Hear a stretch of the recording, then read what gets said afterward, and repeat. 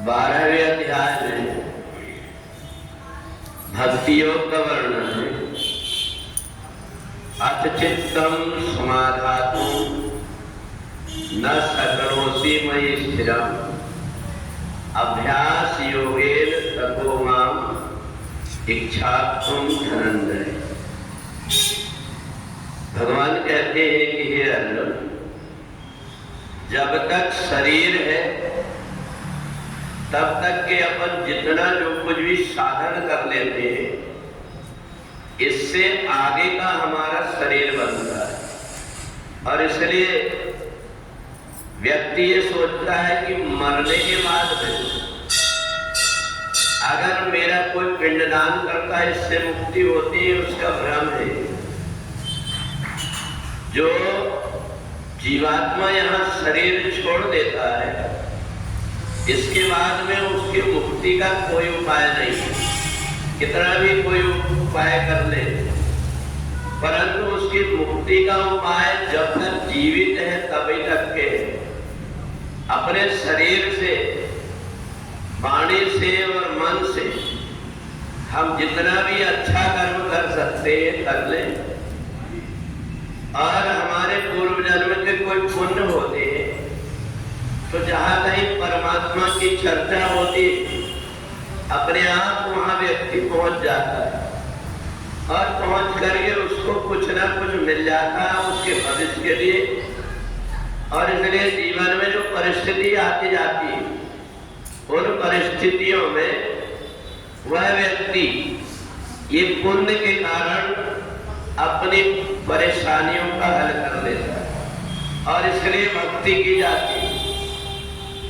भक्ति करना, बहुत बड़ा तिलक लगा लिए, बहुत सारी माला पहन लिए, या दूसरों के साथ में बहुत सारी बातों का प्रपंच करके अपनी बड़ाई बता दिए, इतने से भक्ति नहीं होती।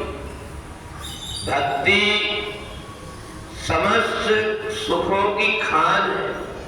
और इसलिए भक्ति जब व्यक्ति करता है तो उसको शरीर से, मन से और वाणी से इनकी पवित्रता का ध्यान रखना पड़ता है। परमात्मा के निकट पहुंचने की ये स्थितियां, शरीर है, मन है और वाणी। ये शरीर, मन और वाणी ही अपने परमात्मा तक पहुंचा।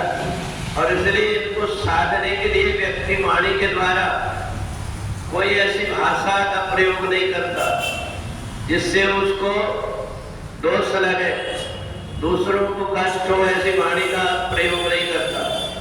ये वाणी का तब कहलाता है।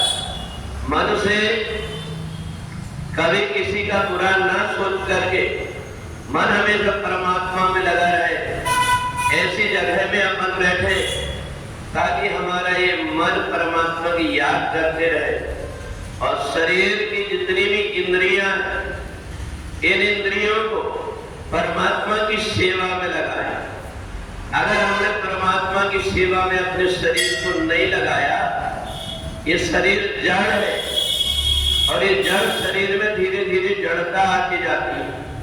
और इसलिए धीरे धीरे जब हम हर चीज का अभ्यास करते हैं, पेट से कोई व्यक्ति पूर्व जन्म के संस्कार के अनुसार जो कुछ सीख करके आया, उसके अलावा यहीं आकर के प्रयत्न करना पड़ता है। और मनुष्य का शरीर ऐसा है, जब मनुष्य शरीर में आता है तो अपने पहले जन्म की बहुत सारी चीजों को भूल जाता है, जबकि जानवरों में ये चीजें बहुत कम होती हैं। व्यक्ति को तैरना तभी आता है, गाड़ी चलाना तभी आता है जबकि वो उनको सीखे यहाँ आकर के। और जानवरों को ये नहीं, जानवर का अगर कोई बच्चा तैरना नहीं जानता, उसको पानी में डाल कर अपने आप तैरने लगता है, परंतु मनुष्य डूब जाता है। इसलिए मनुष्य शरीर में आकर के हम जो कुछ भी अच्छे कर्म कर लेंगे, इससे हमारा भविष्य सुधर जाएगा। और नहीं तो जितने भी प्रकार के हम प्रपंच करते हैं, ये प्रपंच के हमें डुबा देते हैं। और इसलिए जीवन में सहजता और सरलता धारण करके, और जो परमात्मा की निश्चल भाव से भक्ति करता है, अपनी इंद्रियों को, अपने शरीर को परमात्मा की सेवा में लगा देता है, तो शरीर के जितने भी पाप कर्म है वो पाप कर्म केवल सेवा करने से ही समाप्त होते हैं। और इसलिए जो व्यक्ति भक्ति करना चाहता है उसको मन, वाणी और शरीर तीनों की शुद्धि करना पड़ता है, जब परमात्मा की भक्ति का बीज अंकुरित होता है। बोले वृंदावन बिहारी लाल की